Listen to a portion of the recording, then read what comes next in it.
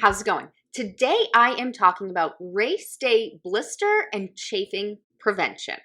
This is Running to the Castle, a podcast for injury-prone Run Disney runners on a journey to running magical miles. Join me, Dr. Allie, as I share the secrets I've gathered as a runner, doctor of physical therapy, and coach.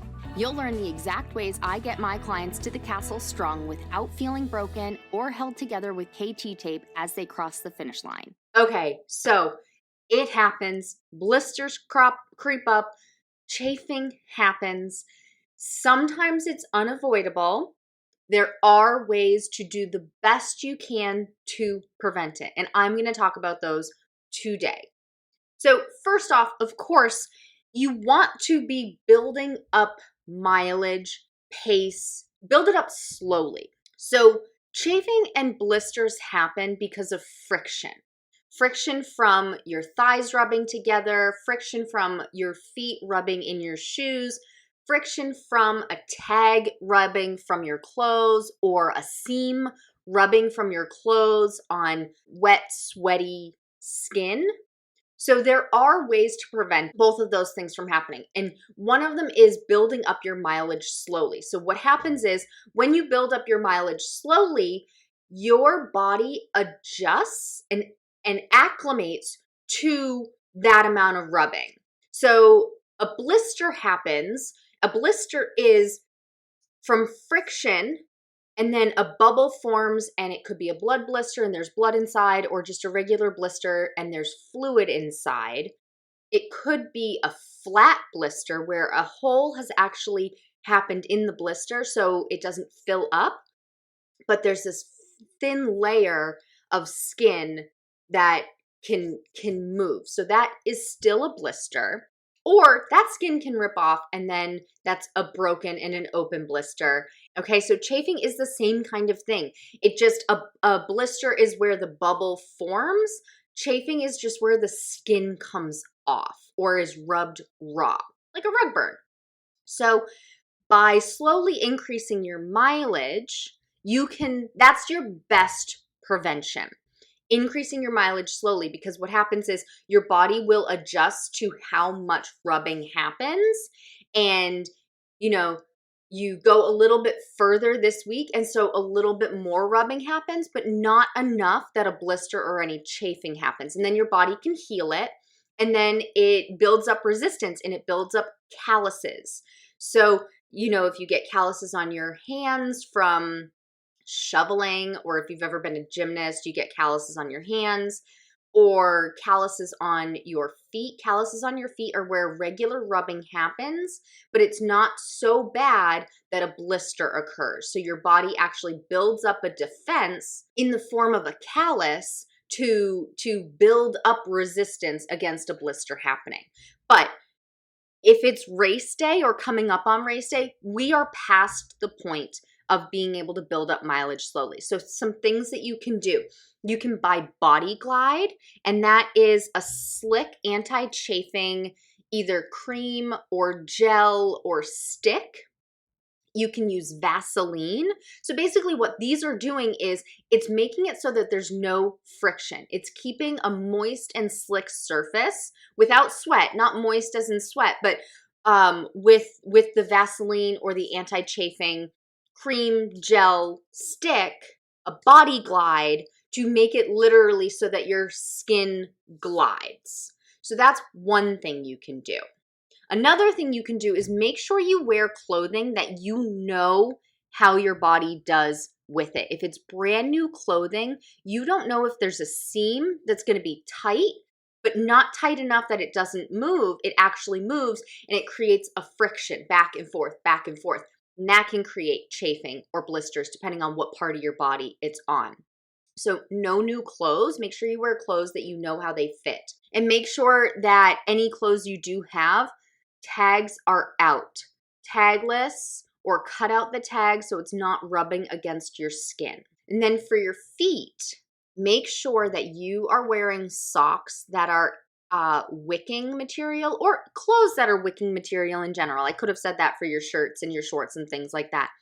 The type of technology to be able to make these clothes now is phenomenal. The wicking clothing is so helpful because if your skin is not very moist, it's less likely to chafe or blister. It's that wrinkled skin from being sweaty that makes it more prone to chafing and blister. So socks, wear runner specific socks. Don't wear cotton socks. Cotton socks keep moisture in. It keeps things wet. You want things like merino wool or specialized material made by the running companies to make it so that the sweat is wicked away and your skin stays dry. So the special socks for that. You want to make sure that your feet aren't moving in your shoes. So you want to make sure that your shoes are the right size. And if your feet tend to slide an inch closer and closer to the end of the shoe, the front of the shoe where your toes are, do a heel lock lacing strategy to make it so that your heel stays locked in place. It's not moving. And then finally, use moleskin. So many people will use moleskin after they already have a blister. It's too late at that point. No moleskin if you already have a blister. Moleskin is a type of bandage that goes onto your skin to give a protective layer. Now, avoid cutting the moleskin too small. The bigger, the better. Okay, so moleskin typically comes in large sheets. If you're watching the video, I'm drawing out a big rectangle. And many people will cut it down to the size of like a Band-Aid to just cover the one spot. Avoid doing that. Use the whole rectangular sheet against your heel so it covers the whole thing, because what can happen is if it's too small, then the edges start peeling up and it just comes off very easily. So you want that whole heel wrapped. Be careful because you don't want any ridges. You don't want any crinkles, any wrinkles in that moleskin. So you might have to cut it in certain spots to make it smooth along your Achilles heel, along your heel bone, and as it wraps around the sides. You may have to cut small slits just so that they can overlap or not overlap, because you also don't want them to overlap, but so that they don't wrinkle and crinkle as they're trying to overlap. So you may have to cut just single slits. You may have to cut sections out to keep it smooth. So wear moleskin from the beginning. Race day morning, you put moleskin on, and if you're running multiple races, keep it on. No need to pull it off. You don't have to pull it off. You can just leave it on as long as it's still intact. If it's starting to peel on edges, pull it off. And then if you do happen to get a blister, get the corn pads. So the corn pads are a type of bandage that you put over typically like a callus or a corn on your toes or on your feet, and it has a hole cut out. The reason for that is to make it so that the corn can go in that hole, but the foam is thick enough that the corn never touches the shoe. So same thing with a blister. If you get a blister, get those corn pads so then the blister can go in the hole of that foam of the corn pad. And so the foam is surrounding it. The blister is open essentially to the air. Maybe your sock is covering it. But when you put your foot in the shoe, the foam hits the shoe and the blister does not. So you don't get more pressure on that blister.